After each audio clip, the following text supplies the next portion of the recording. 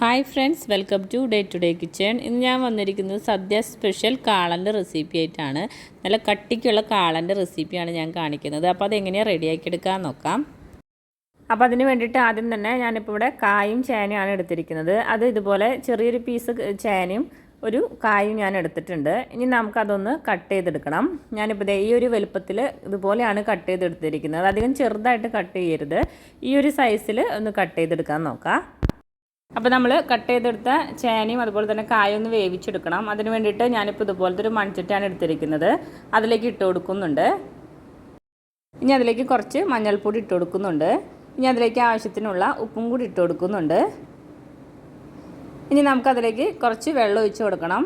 നമ്മൾ ഇട്ട് കൊടുത്ത ആ പച്ചക്കറി ഒന്ന് മൂടി നിൽക്കുന്ന രീതിയിൽ വെള്ളം ഒഴിച്ച് കൊടുക്കുക. എന്നിട്ട് നമുക്കിതൊന്ന് നന്നായിട്ടൊന്ന് വേവിച്ചെടുക്കാം. ഈ ടൈമിൽ നമുക്ക് അതിലേക്കുള്ള അരപ്പ് റെഡിയാക്കി എടുക്കണം. അതിന് വേണ്ടി മിക്സിയിൽ ചെറിയ ജാറിലേക്ക് ഞാനിപ്പോൾ നാളികേരം ഇട്ട് കൊടുക്കുന്നുണ്ട്. ഞാനിപ്പോൾ ഒരു പിടി നാളികേരം ഇട്ട് കൊടുക്കുന്നുണ്ട്. ഇനി അതിലേക്ക് ഒരു 4 ചെറുള്ളി ഇട്ട് കൊടുക്കുന്നുണ്ട്. അതുപോലെ തന്നെ ഒരു 3 വെളുത്തുള്ളി ഇട്ട് കൊടുക്കുന്നുണ്ട്. ഇനി ഒരു 3 പച്ചമുളക് ഇട്ട് കൊടുക്കുന്നുണ്ട്. ഇനി ഇതിലേക്ക് ഒരു 1/2 ടീസ്പൂൺ ജീരകം ഇട്ട് കൊടുക്കുന്നുണ്ട്. ചെറിയ ജീരകം ഇട്ട് കൊടുക്കുന്നുണ്ട്. ഇനി അതിലേക്ക് കുറച്ച് കറിവേപ്പില ഇട്ട് കൊടുക്കാം. ഇനി അതിലേക്ക് കുറച്ച് കുരുമുളകിൻ്റെ പൊടിയും കൂടി ഇട്ട് കൊടുക്കുന്നുണ്ട്. ഇനി അതിലേക്ക് കുറച്ച് വെള്ളം ഒഴിച്ചിട്ട് നന്നായിട്ട് ഇതൊന്ന് അരച്ചെടുക്കണം. നല്ല പേസ്റ്റ് പോലെ നന്നായിട്ടൊന്ന് അരച്ചെടുക്കാം. അപ്പോൾ നമ്മുടെ അരപ്പ് ഇവിടെ റെഡി ആയിട്ടുണ്ട്. നല്ല പേസ്റ്റ് പോലെ അരച്ചെടുത്തിട്ടുണ്ട്.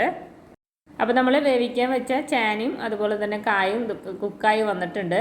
കറക്റ്റ് വെന്ത് വന്നിട്ടുണ്ട്. നമ്മൾ ഒഴിച്ച് കൊടുത്ത വെള്ളമൊക്കെ ഇതുപോലെയായി കിട്ടിയിട്ടുണ്ട്.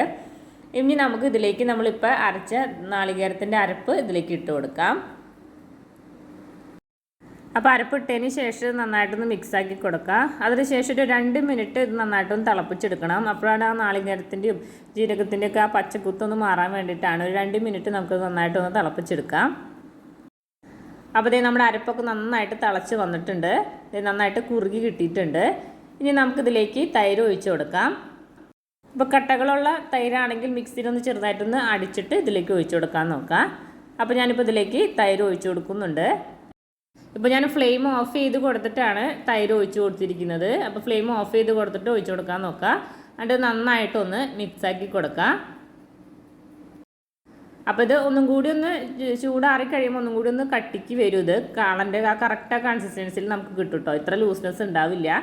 ഒന്ന് തണുത്ത് കഴിയുമ്പോൾ ഒന്നും കൂടി ഒന്ന് ടൈറ്റായി വരും അത്. ഇനി നമുക്ക് കടുക് ഉലുവ ഒന്ന് താളിച്ച് ഇതിലേക്ക് ഒഴിക്കാം.